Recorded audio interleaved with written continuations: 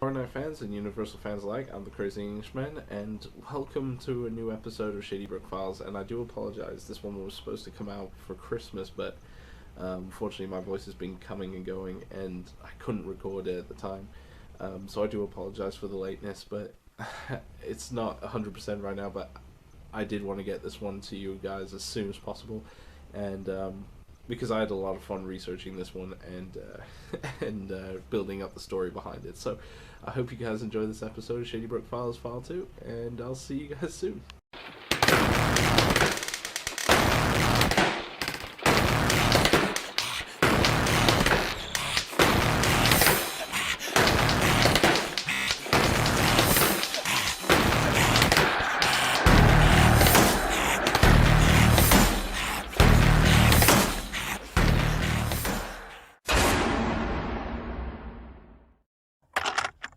This is Marcus Irvine doing audio log, Shadybrook Research File 2, regarding the incident that took place December 24th, 1965. So in my research into Shadybrook's history, I came across an incident that took place over the Christmas holidays. However, unlike previous events, this would take place in the town itself and not the asylum. The asylum at that time had reopened, bringing in new patients as well as transferring out of the institution. And on December 1965, occurred one of the most graphic incidences in the asylum's history. Again, this did not take place in the asylum itself, rather than the town. My local contact in the Shadybrook PD was hesitant to release any evidence relating to the case, but after much convincing, I was able to do my research during after hours in the break room. Thankfully, a lot of the officers had gone home, and I was able to do my research in private. Now, from what I've gathered, the victim count is in the 20s, 25 to be exact, with 2 families were butchered alongside the Shadybrook transfer van driver and the police officer, Lieutenant Malcolm Ashley. During a routine patient transfer to Ohio, once actually in the town, one of the patients had gotten loose and attacked the driver, Kevin Locke, and forced the van into a nearby house wall. The patients freed themselves and butchered Mr. Locke, taking his body to, shall we say, deck the halls. What ensued was carnage on a scale that awoke the normally sleepy town of Shadybrook, and Lieutenant Ashley was dispatched to investigate what was thought to be a simple disturbance. I was able to make a copy of the last radio conversation between Lieutenant Ashley and dispatch, and I've listened to it, and I have to say it's, well, it still has an effect to this day. Dispatch, Unit 16. Go ahead, 16. Did we have any reports of a 1050 at 1224 Shadybrook Estate Drive? Negative, 16. It's been a quiet night. Not a creature stirring. Right now, it's completely through the wall and is sitting in the family room of this house. This is a Shadybrook Hospital bus transport. There's a lot of blood in the driver's seat, but no driver. Call the hospital dispatch. See if there were any passengers or just the driver.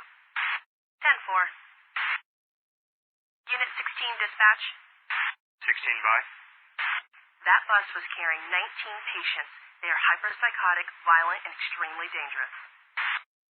Dispatch. I'm hearing noises in the back of the house. I'm checking it out. Dispatch.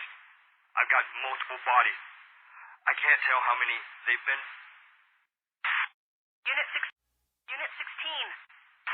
Decorations. Officer Ashley?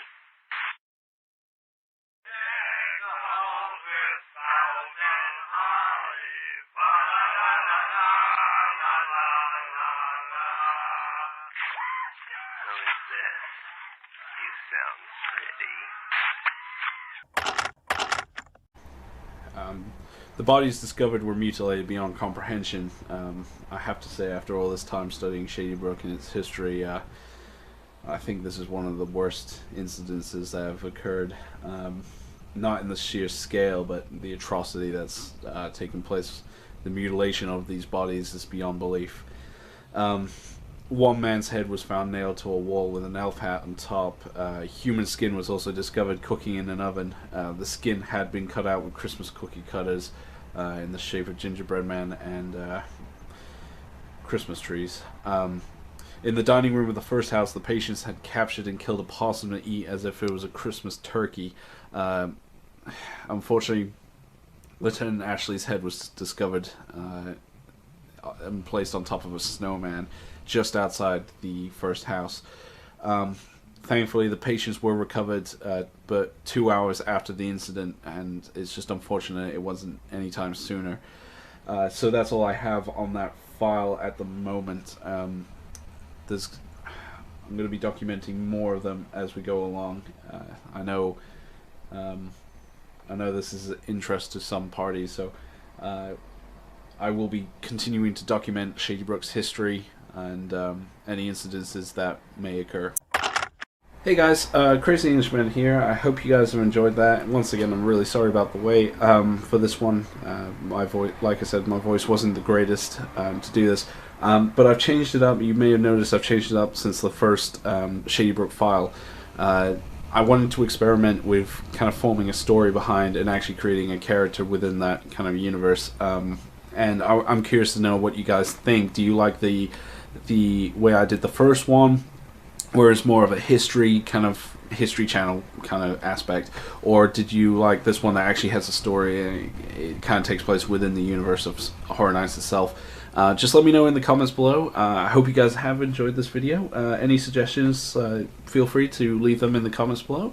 And if you enjoyed this, feel free to like and subscribe. Once again, I am sorry that this wasn't on Christmas. I wanted to, but I hope you guys have enjoyed this video, because I had a lot of fun researching it and acting it out. But until the next time, this is Crazy Englishman signing out.